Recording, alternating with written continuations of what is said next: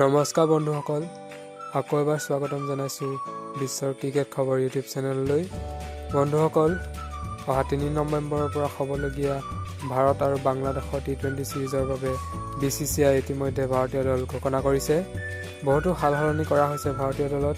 কোনে কোনে দলত স্থান পাইছে, কোন কোন বাদ পৰিছে আদি সকলোবোৰ এই ভিডিঅ'টোত আলোচনা কৰিম। বিশ্বৰ সকলো ক্ৰিকেট খেলৰ বাতৰি পাবলৈ এই চেনেলটো ছাবস্ক্ৰাইব কৰিব আৰু ভিডিঅ'টোত এটা লাইক কৰিবলৈ নাপাহৰিব। তেন্তে আহকচোন ভিডিঅ'টো আৰম্ভ কৰোঁ। বন্ধুসকল, আপোনালোকে হয়তো শুনিছিলেই বিৰাট কোহলীক বাংলাদেশৰ বিৰুদ্ধে হ'বলগীয়া টি20 ছিৰিজৰ বাবে বিশ্ৰাম দিয়াৰ কথা আছিল আৰু সঁচাকৈয়ে ভাৰতীয় ক্ৰিকেট দলৰ অধিনায়ক বিৰাট কোহলীক বিশ্ৰাম দিয়া হৈছে। বিৰাট কোহলীক বিশ্ৰাম দিয়াৰ লগে লগে টি20 দলৰ কেপ্টেইনশ্বি কৰিব ভাৰতীয় দলৰ বিস্ফোৰক অপেনাৰ বেটছমেন ৰোহিত শৰ্মাই। ইয়াৰ উপৰি এটা দুখৰ বিষয়, আমাৰ সকলোৰে প্ৰিয় wicket keeper batsmen Mahendra Singh ধোনীক এইটো ছিৰিজত দেখা পোৱা নাযাব। তেওঁ নিজে আনএভেইলেবল বুলি কৈছে। ভাৰতীয় ক্ৰিকেট দলৰ দুজন জনপ্ৰিয় খেলুৱৈ জাসপ্ৰীত বুমৰাহ আৰু হাৰ্দিক পাণ্ডিয়াও এইটো টি20 ছিৰিজত দেখা পোৱা নাযাব। ইনজুৰিৰ বাবে তেওঁলোক দলৰ পৰা বাহিৰত থাকিব।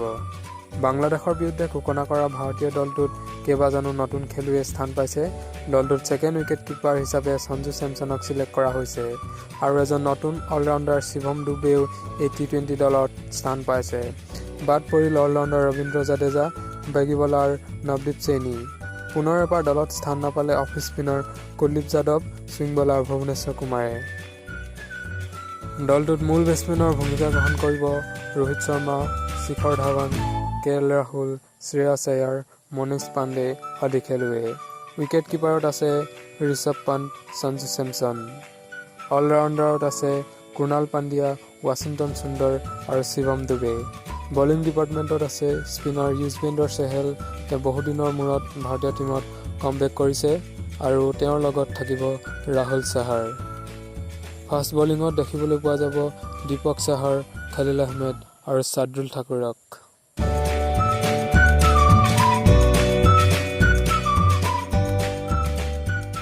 আজিলৈ ইমানেই আছিল ভিডিঅ'টোত। যদি ভিডিঅ'টো ভাল লাগিল বন্ধুসকলৰ মাজত শ্বেয়াৰ কৰিবলৈ